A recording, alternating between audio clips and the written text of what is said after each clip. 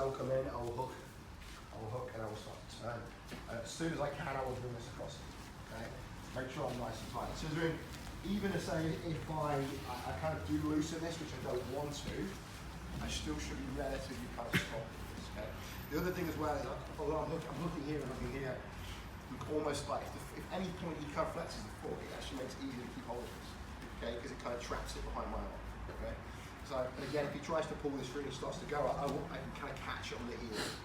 So I'll never really fully lose this foot here. Okay? So once I switch across, come to here, and we're in this position here. So we need to be on the other side of the leg. Okay? That's the thing. From here, I can start looking to go for the knee bar and do all this kind of stuff, which is great. But I need to be on the inside of the leg here. Okay? Once we're here, though, as I say, if we're back heeling here and nice and tight, we're relatively kind of secure and we can transition quite easily. Okay? This is important. This is nice and tight. As I say, we're hooking in to the back of the knee and we're closing the elbow, keeping this tight. This arm is going to come over the far side. It's very easy just to literally kind of jump it over a lot of the time.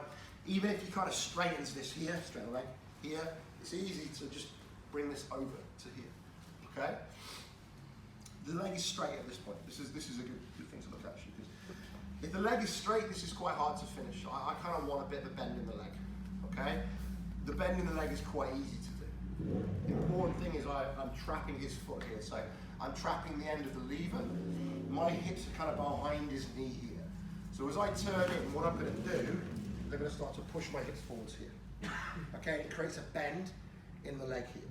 Once there's a bend in the leg, this is going to be a lot easier to kind of get from this position. So this is very, very important because if the leg is straight, you will see people trying to get the heel hook and do this kind of stuff. And with a straight leg, this isn't going to work as well. Okay, again, with all of the kind of rotational stuff from levers, it's always about kind of creating as close to a right angle as possible. This isn't going to work very well. You'll get it on some people, but you're better off kind of switching to a knee bar and stuff like this. So the first thing I would try and do, I will always try and get some form of a bend in the knee. So once I'm here and I'm trapping this, elbow pinches in, almost sort of drops the shoulder here. Right. My aim is to try and bridge my hips forwards. I'm kind of bridging behind the knee and almost like on the calf. Okay, I want to pull his knee in this direction. I want to be pulling his knee this way here. Okay. Once we're here, we're in a relatively good position. Now it's going to be about finding the heel. Okay, at the minute, his leg is kind of sandwiched, so his ankle is sandwiched between my body and my elbow here. Okay, this isn't going to work. What I have to do is I have to lift my hips because I've got to get my arm on the other side of my body. Okay, it's not going to work if my hips are on the floor. Now, I have a contact point on his hip and I have a contact point on the shoulder, so I should be able to lift my hips between these 2 points here. Okay, as I do so, my hand comes backwards here and I look to find the toes. Okay, once I've found the toes, hand comes back in and I'm catching the heel here. This is when it becomes like a preference about your hand position. Okay, you can reach in. What I want to do, once I have the foot isolated in this position, I'll open my leg so you can see it. Here, we need to lock it in so we can't slip the toes or slip the heel. And once we're looking to finish, we shoulder back and we rotate slightly. Then what we do is we bridge through the knee to finish it. Okay, so we create a rotational mechanic here, which applies pressure to the knee joint here.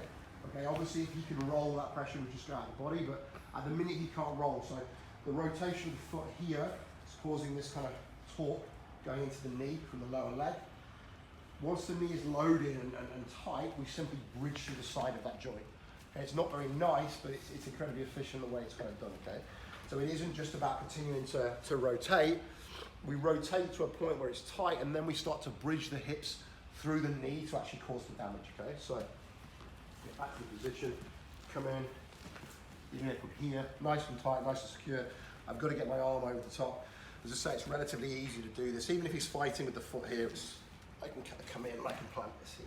I'm putting my elbow right next to his foot here. Okay, don't be too close to it because the tension can slip out.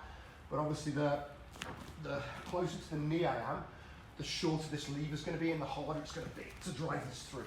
Okay, the closer to the ankle I am, the longer this lever is, the easier it's going to be to create this bend here. Okay, so it in nice and tight. There is the knee bar option. Always be keeping this here though, and again, always be back heeling to keep him nice and tight. This arm is coming over, and we're placing it on the floor next to his foot here, okay? So the foot is, ultimately the foot is kind of trapped at this point, okay? This is tight, so he can't extract directly backwards to clear the knee line. So what we're doing now is we're then going to create a bend in the knee. We start to rotate inwards, and we bridge through here, okay? Now we start to look for the foot, okay, or the toes and the heel, okay? We lift the hips here, arm comes back, and we catch the heel. So we're catching the toes in just below the armpit, kind of around the elbow and the bicep, and then we're coming back and we're trapping the heel into position here. Okay, again, for me personally, I don't kind of link up much with the hands. What I'll do is I'll create like a false grip here. So I'll come around, come to here, and then I'll just kind of reinforce that false grip. Okay, and as long as I have the foot controlled, I start the rotation here, then I bridge through, and we create the finish. Okay? Does that make sense, guys?